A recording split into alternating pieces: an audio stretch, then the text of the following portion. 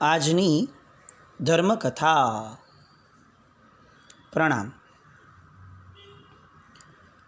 કેટલાક મહાપુરુષો આ પૃથ્વી ઉપર જન્મે ખરા, પણ પૃથ્વીના લોકો જેવા ન હોય. એ ક્યારે બની જ ન શકે. પૃથ્વીના લોકો જે રીતે સામાન્ય જીવન પસાર કરતા હોય, જન્મવાનું, બાળપણને માણવાનું, કમાવાનું, લગ્ન કરવાના, બાળકો થાય, પરિવાર થાય, એ બધાને સાચવવાનું, વૃદ્ધ થવાનું અને મરી જવાનું. આ ક્રમની અંદર કેટલાક વ્યક્તિઓ ફિટ બેસે જ નહીં, કારણ કે એ લોકો પૂર્વભવોની અનન્ય સાધના એવી લઈને આવ્યા હોય કે એ ક્યારે પણ સામાન્ય બની ન શકે. એ સામાન્ય ક્રિયા પણ કરતા હોય તો પણ અસામાન્ય બનીને કરતા હોય. આપણને લાગે કે આપણી જેમ જ જીવે છે, આપણી જેમ જ મોટા થાય છે, પણ છતાંય આપણી જેમ ન હોય. આપણે ત્યાં આવા લોકોને મુઠ્ઠી ઉચેરા માણસો કીધા છે. દેવો જમીનથી અદ્ધર ચાલતા હોય, એ એમની વૈક્રિય લબ્ધિઓ. પરંતુ મનુષ્યો પોતાના ગુણોથી આવા મહાપુરુષો આપણા કરતાં ઊંચા બની જતા હોય છે. આવા જ મુઠ્ઠી ઉચેરા માણસ એટલે પરમ પૂજ્ય આચાર્ય ભગવંત શ્રીમદ વિજય રામ સુરી મહારાજા. સુરીરામ એટલું મીઠું નામ, એટલું મધુરું નામ કે જે નામ યાદ આવે અને આપણને એવું લાગે કે આ વ્યક્તિત્વની ઉણપ ક્યારેય ન પૂરાય એવી છે.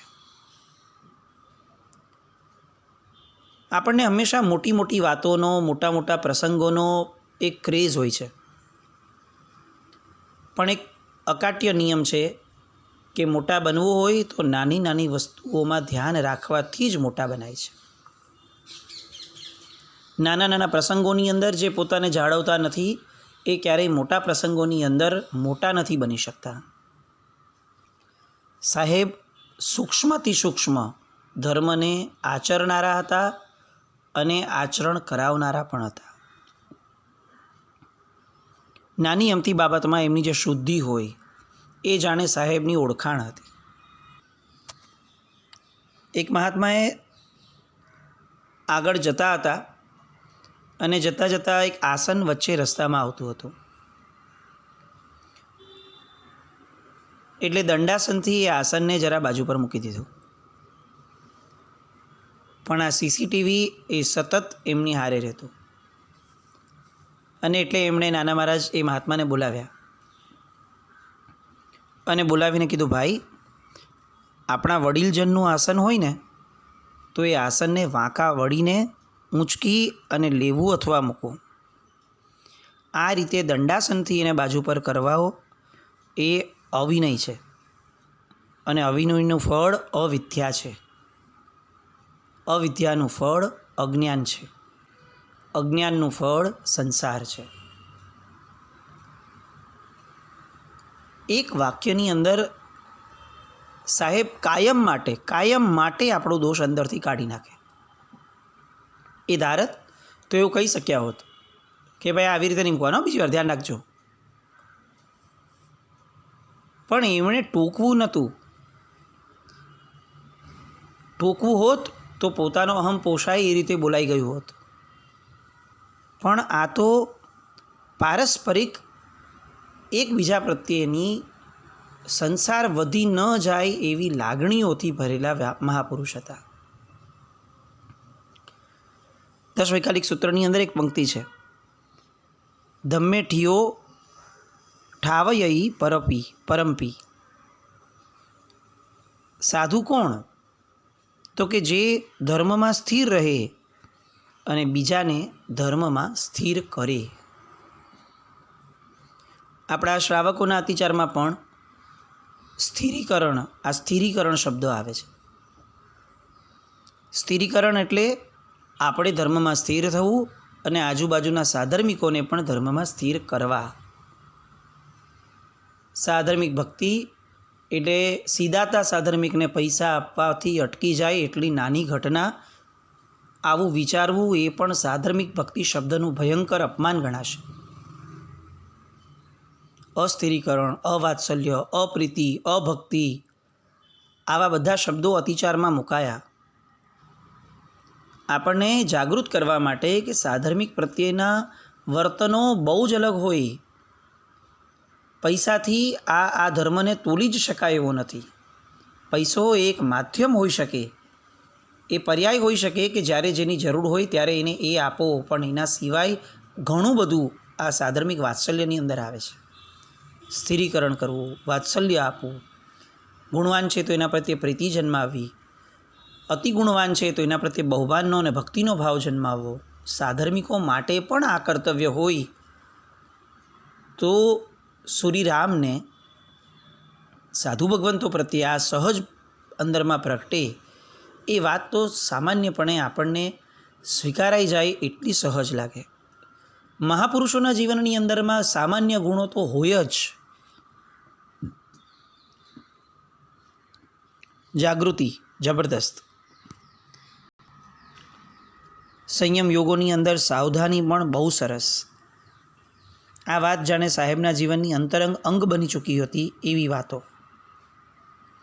નાનામાં નાની અસાવધાની કોઈના પણ જીવનમાં આવે, અથવા ચારિત્ર જીવનના પરિણામોમાં નાનામાં નાની ખામી દેખાય તો એમની સૂક્ષ્મ દ્રષ્ટિની અંદર તરત એ પકડાઈ જતી. એકવાર બપોરનું પડીલેહણ ચાલતું હતું. એક સાધુ ભગવંતે ઇરિયાવ્યાયામ કરવા માટે ખમાસણું આપ્યું. સાહેબની નજર એના પર ગઈ. સીસીટીવી. કેટલી નાની ઘટના છે અને કેટલી રૂટીન ઘટના છે. દિવસ દરમિયાન પડીલેણ આવે, બપોરનું આવે, સવારનું આવે, સાંજનું આવે. એ પડીલેણમાં આટલા બધા મહાત્મા ઉપાશ્રયમાં હોય, દરેક પોતપોતાની રીતે ક્રિયાઓ કરતા હોય. એવા સમયે દરેક મહાત્માની નાનામાં નાની ચેષ્ટાઓ પર ધ્યાન રાખવું એ દર્શાવે છે કે ગુરુપણું સાહેબમાં કેવું ગજબનું હતું. ગુરુ બન્યા છે તો દીક્ષા આપીને કામ પૂરું નથી થઈ જતું, કામ શરૂ થાય છે. આવો ભાવ એમનામાં કેટલો જબરદસ્ત રીતે વણાયો હતો. સાહેબે ઇરિયાવ્યાયામ કરતા મહાત્માને જોયા અને બહુ જ વાત્સલ્ય ભાવે એમને બોલાવ્યા.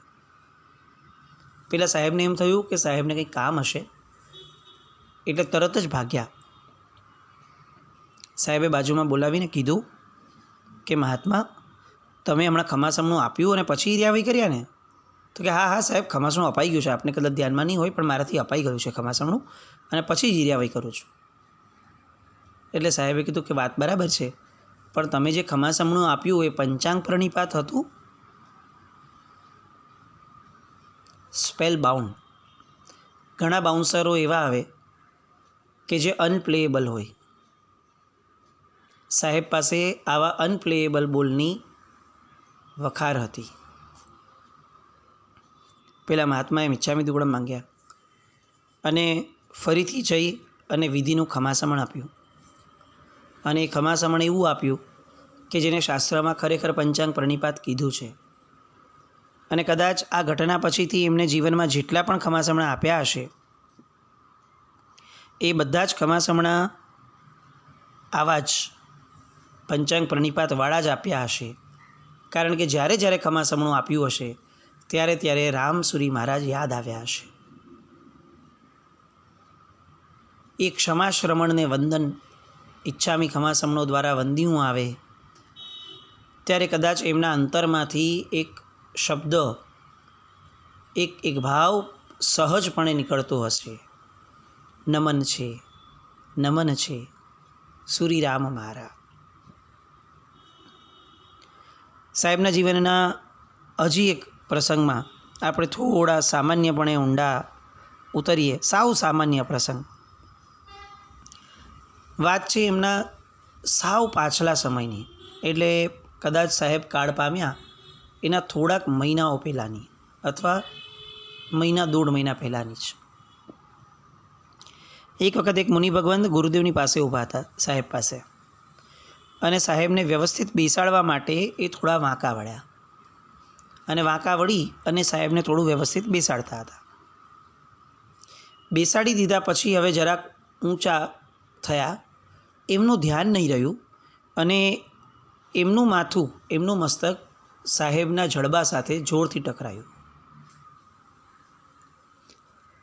પેલા મહાત્મા તો યંગ, એટલે એમને એટલું બધું અંદરમાં એ જ સેકન્ડે ક્ષોભ થયો કે મારા કારણે સાહેબને લાગ્યું. અને મનની અંદર સખત એ વેદના ઊભી થઈ. આ બધું ફ્રેક્શન ઓફ સેકન્ડની અંદરની ઘટનાઓ કહું છું. અને એ ઘટના એ મનની અંદર ઊભી થઈ એટલે એને વ્યક્ત કરવા માટે જેવું એવું બોલવા જાય કે સાહેબ વાગ્યું તો નથી, એના પહેલાં એમને સામેથી અવાજ આવ્યો, તને નથી વાગ્યું ને? કેટલી કાળજી, કેટલી ઉદારતા!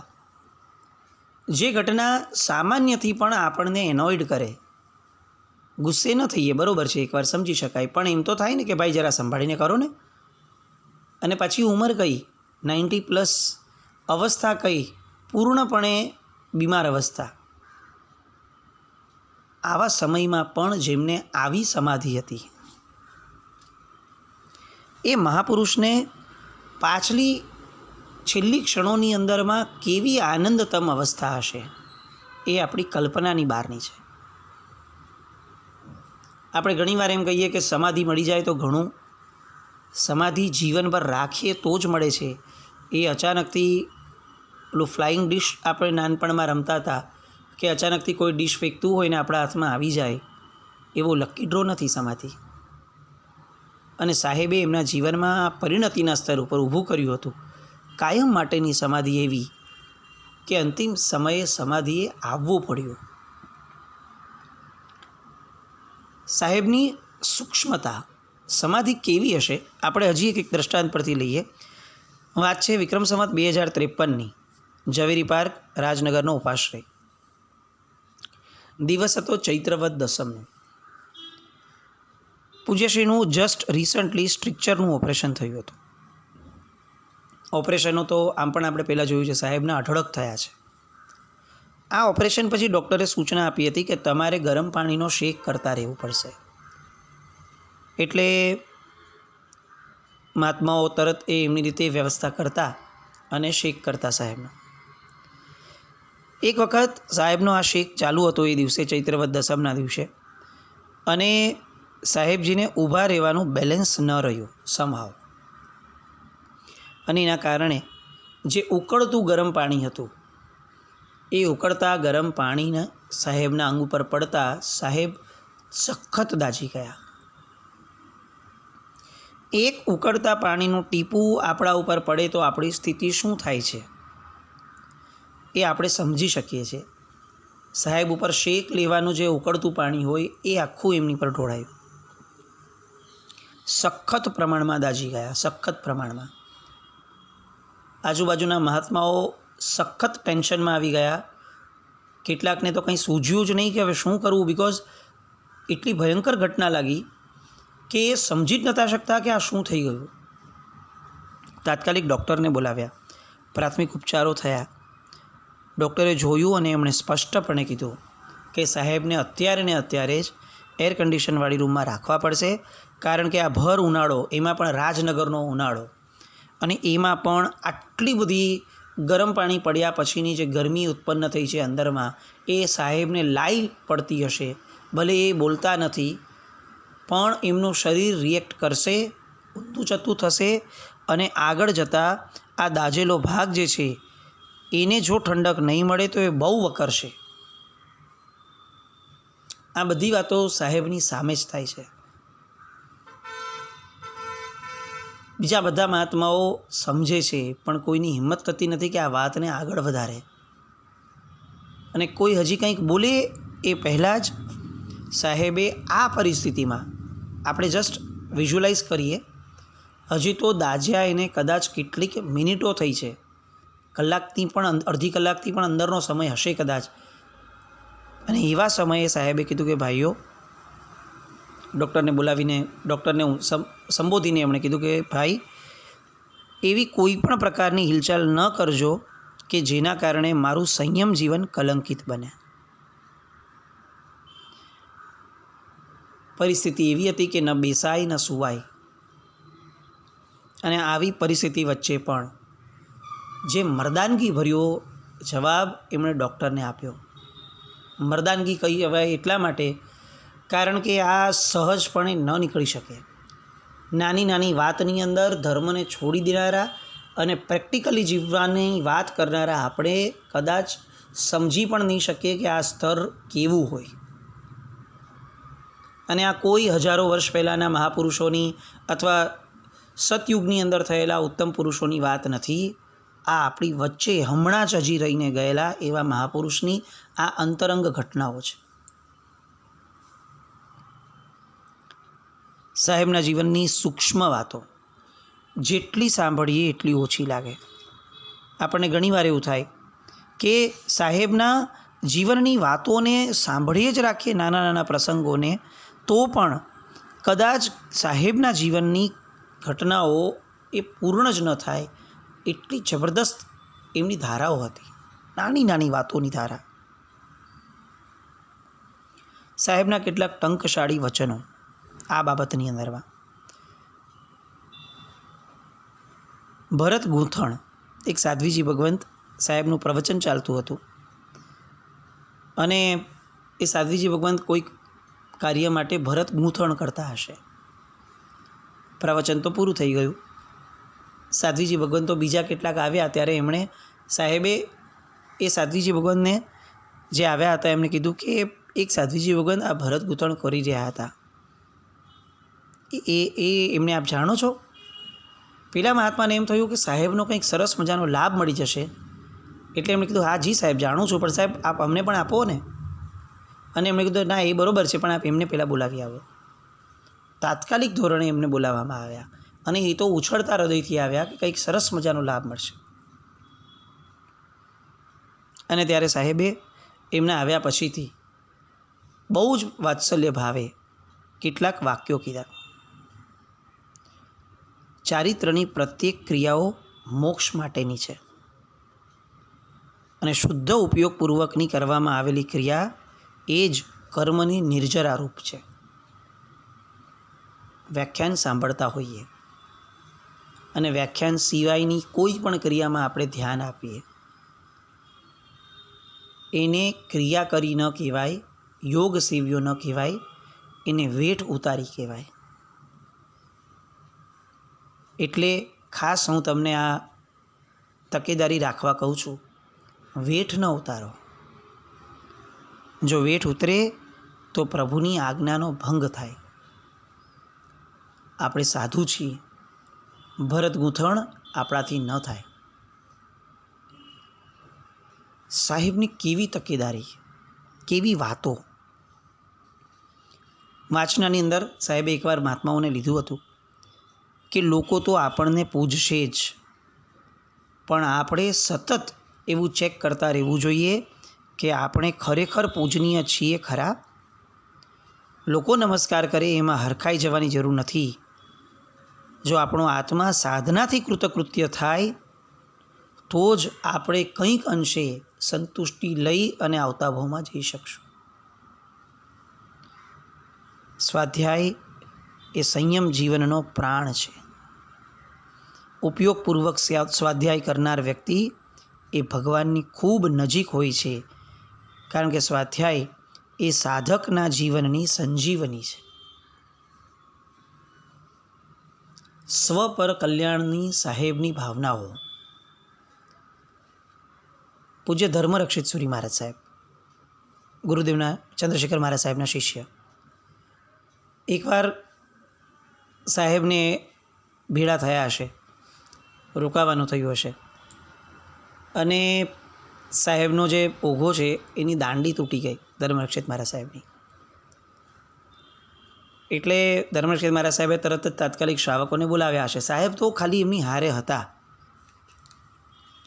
એમણે શ્રાવકોને બોલાવી અને તાકીદ કરી હશે કે ભાઈ આ તાત્કાલિક જોઈશે.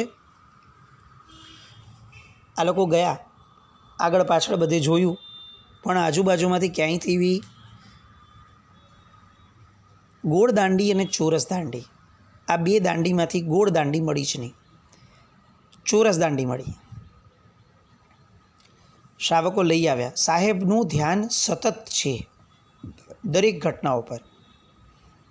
કલ્પના કરીએ પર સમુદાય છે, ભલે વડીલ છે એમને પણ માન્ય છે, પણ કદાચ સાહેબની જવાબદારી નથી એમ કહીએ તો પણ ચાલે, એમાંથી બાકાત રહી શકે એવો ઓપ્શન એમની પાસે હતો. સામે ચડીને સાહેબ ઊભા થયા અને ધર્મરક્ષિત મહારાજ સાહેબને કીધું કે પુરુષોથી ક્યારે પણ ચોરસ દાંડી ન વપરાય.